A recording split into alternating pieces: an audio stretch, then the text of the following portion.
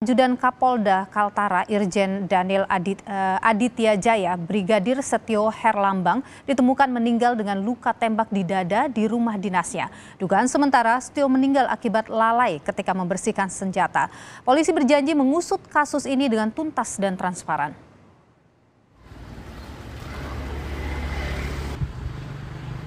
Rumah keluarga Brigadir Setio Herlambang masih terus didatangi pelayat. Jenazah Brigadir Setio Herlambang yang merupakan ajudan Kapolda Kalimantan Utara atau Kaltara Irjen Daniel Aditya Jaya telah dimakamkan di Weleri, Kendal, Jawa Tengah. Brigadir Setio tewas dengan luka tembak pada Jumat 22 September 2023 lalu di rumah dinas Kapolda Kalimantan Utara Irjen Daniel Aditya Jaya. Kapolri Jenderal Listio Sigit Prabowo memerintahkan Kapolda Kalimantan Utara Irjen Daniel Aditya Jaya mengusut tuntas kasus kematian Brigadir Setio Herlambang secara transparan. Kapolri juga telah memerintahkan Bareskrim dan Puslapfor untuk ikut mengusut kasus ini. Saya perintahkan kepada Pak Kapolda bahwa terkait dengan peristiwa yang terjadi ini betul-betul diusut secara cermat, secara tuntas. Saya kira penyelidikan saat ini masih berjalan. Saya juga tidak mau tergesa-gesa karena kemarin juga sedang dilaksanakan otopsi dan tentunya di luar otopsi tim lapor juga bekerja dan ini semuanya akan menjadi satu kesatuan yang kemudian menjadi kesimpulan di dalam hasil penyelidikan nanti. Sebelumnya, atas permintaan keluarga, polisi telah mengotopsi jenazah Setio Herlambang di Rumah Sakit Bayangkara, Semarang. Menurut polisi, dari hasil otopsi, kematian Setio Herlambang akibat luka tembak di dada kiri yang menembus jantung hingga paru-paru. Dari hasil otopsi yang disampaikan oleh Kapidokes Polda Jawa Tengah, kematiannya akibat luka tembak di dada sisi kiri yang menembus ke jantung dan paru mengakibatkan pendarahan hebat. Hasil otopsi secara lengkap belum diumumkan secara resmi, namun berdasarkan kronologis yang disampaikan Polda Kaltara, Brigadir Setio Herlambang ditemukan tewas di dalam kamar di rumah dinas Polda Kalimantan Utara pada Jumat 22 September 2023 jam 13:10 waktu Indonesia bagian tengah. Di samping jenazah Brigadir Setio ditemukan pistol jenis HS-9 yang merupakan inventaris dinas. Hasil penyelidikan sementara Polda Kalimantan Utara menunjukkan Brigadir Setio diduga tewas akibat kelalaian saat membersihkan senjata api. Pakar forensik menilai penyebab kematian bisa dianalisis dari luka tembak. Sebab antara pembunuhan, bunuh diri atau karena kelalaian memiliki karakteristik luka yang berbeda. Lalu kalau misalnya secara luka memang kalau kita menemukan lukanya di dada, luka tembak itu bisa dianalisa Mbak Friska bahwa apakah itu luka tembak masuk atau luka tembak keluar. Kalau luka tembak masuk itu di dada memang bisa beberapa kemungkinan, tetapi yang pasti adalah proyektil atau anak peluru itu masuknya dari arah depan. Gitu ya. Jadi kita akan melihat beberapa karakteristik luka tembak masuk yang ada di dada. Seperti itu. Setio Herlambang diketahui merupakan anggota Satbrimob, sudah bertugas menjadi ajudan Kapolda Kaltara Irjen Daniel Aditya Jaya sejak 4 bulan terakhir. Tim Liputan Kompas TV. Kapolri telah memerintahkan pengusutan tuntas dan transparan kasus meninggalnya Brigadir Setio Herlambang. Kita akan bahas penanganan polisi atas kasus ini dengan Penasehat Kapolri Irjen Purnawirawan Arianto Stadi dan juga anggota Komisi 3 DPR RI Taufik Besari. Selamat petang Pak Arianto, Pak Taufik, sehat selalu. Selamat petang. Ya. Selamat sore Pak Taufik. Saya ingin ke Pak Arianto dulu. Pak Arianto, berapa lama sih sebenarnya untuk menyelesaikan atau melakukan penyelidikan terkait dengan kasus seperti ini? Itu penyelidikan itu tergantung dari kasusnya. Tapi kalau menurut saya itu penyelidikan kasus kayak gini ini nggak usah berlama-lama ya. Karena lihat dari bukti-bukti yang ada di tempat itu sebetulnya sangat mudah untuk ditentukan.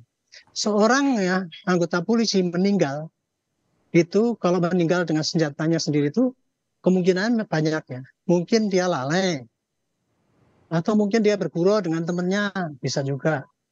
Atau dia bunuh diri, bisa juga. Atau dia juga dibunuh. Nah, empat kemungkinan ini yang kemudian diandai-andaikan oleh para pengamat, ditafsir-tafsirkan bahwa kira-kira penyebabnya adalah itu semua.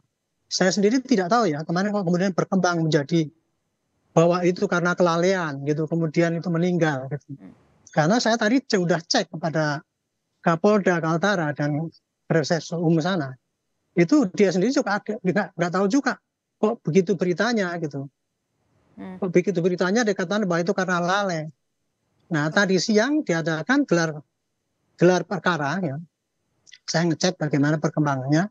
Dan ternyata dari gelar perkara itu sudah ada titik-titik terang. Tapi saya tidak akan membuka ya hasilnya karena nanti disangkanya saya sok pengen cari muka ya. Tetapi kemungkinan itu kan tadi saya katakan ada 4 itu ya. Mungkin karena lalai, karena pukul, atau karena bunuh diri, atau kemudian dibunuh orang. Nah, kemudian dari sekarang Pak Kapolri perintahkan supaya usut tuntas. Tapi dengan scientific investigation kan gitu kan. Dari luka ya yang di Semarang dibuka itu ada jelaga di dada. Berarti dia kena tembakan yang dekat gitu. Jadi senjata itu pasti ditembakkan dekat. Kemudian kabarnya di tempat lokasi ada selimut yang ditembus 4. Jadi diduga itu senjata itu dibulut double gitu ya. Kemudian ditembakkan gitu, dar gitu ke badan sendiri. Dan kemudian dari saksi yang di sekitar itu juga menyatakan suaranya tidak menggelegar seperti keluar suara yang biasa.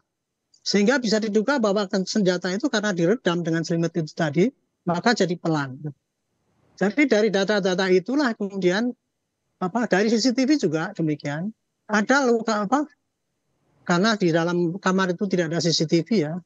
Kemudian itu ada hanya peluru yang keluar dari kaca.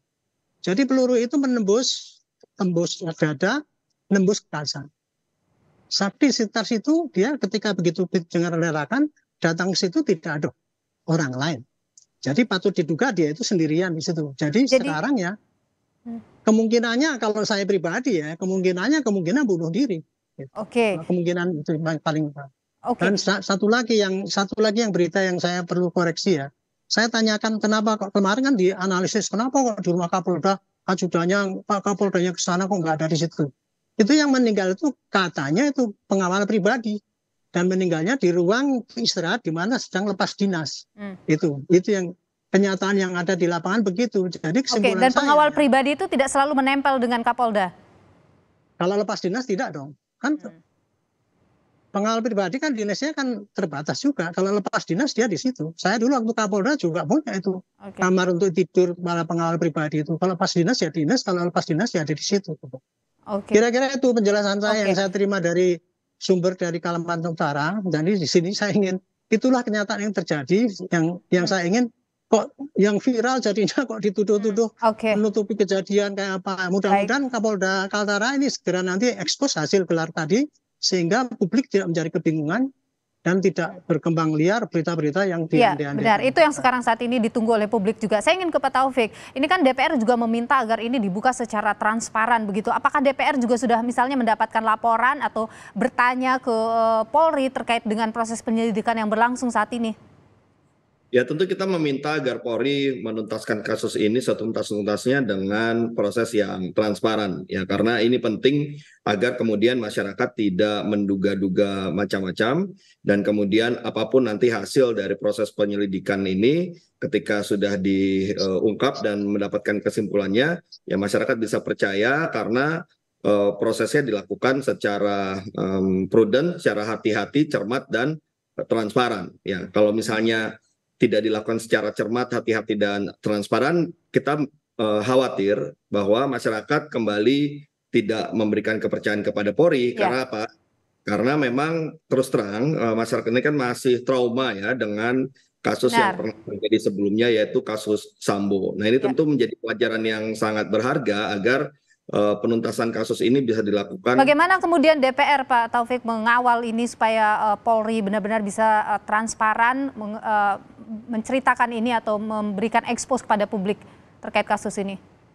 Ya, pertama-tama sebenarnya kalau saja tidak ada peristiwa sebelumnya seperti kasus Sambo tentu pengusutan dan penyelidikan kasus ini cukup dilakukan oleh Polda Kaltara ya. Tetapi karena kita harus juga belajar dari pengalamannya di masa yang lalu, maka menurut saya ada baiknya ini semua diambil alih oleh Mabes Polri ya. Propam juga sudah ikut turun juga di sini.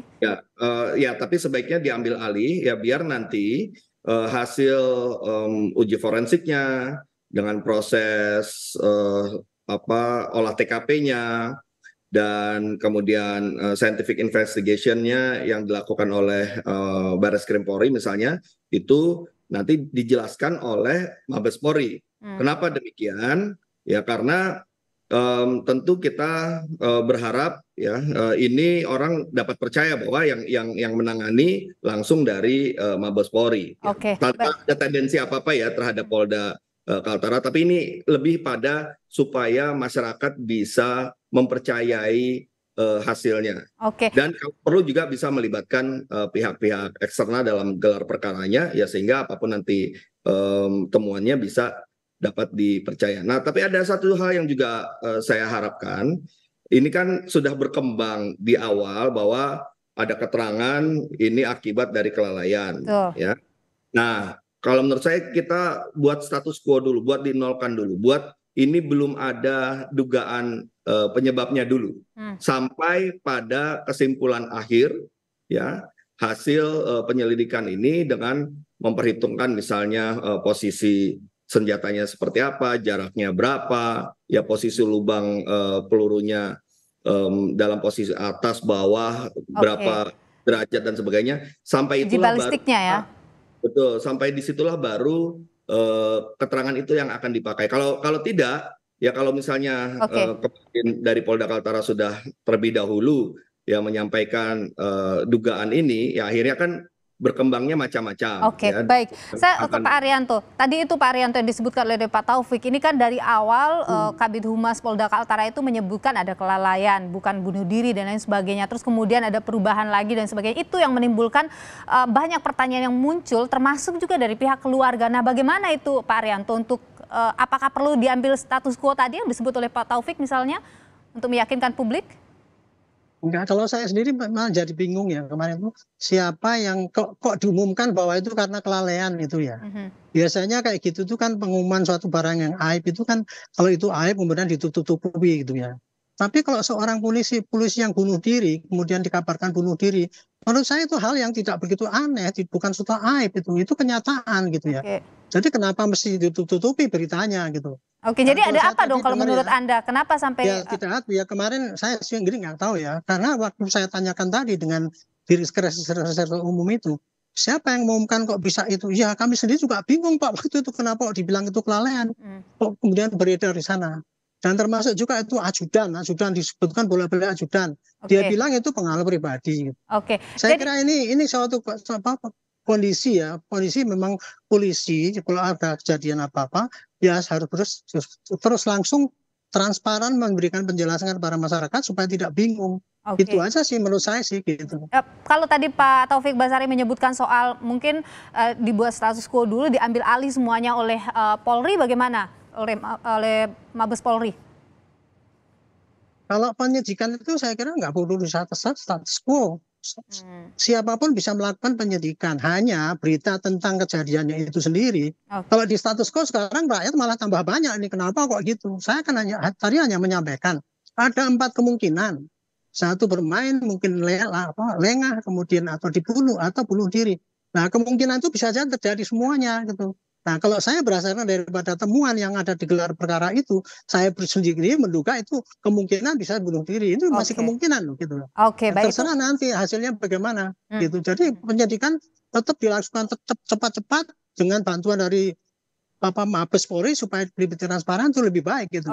Pak Taufik, kalau menurut Anda apakah perlu kemudian ada tim khusus begitu dibentuk untuk ini? Ya nggak, sebenarnya kan ini sudah ada pihak dari Barreskrim Polri dan Divpropam Polri ya yang sudah membantu ini.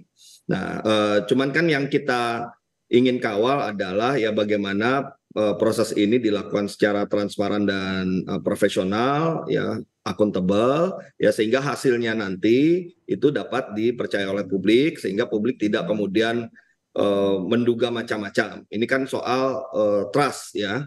Oleh karena itu maka yang saya maksud status quo itu adalah dugaan sementaranya dianggap belum ada dugaan sementara sampai pada kesimpulan. Itu maksud saya.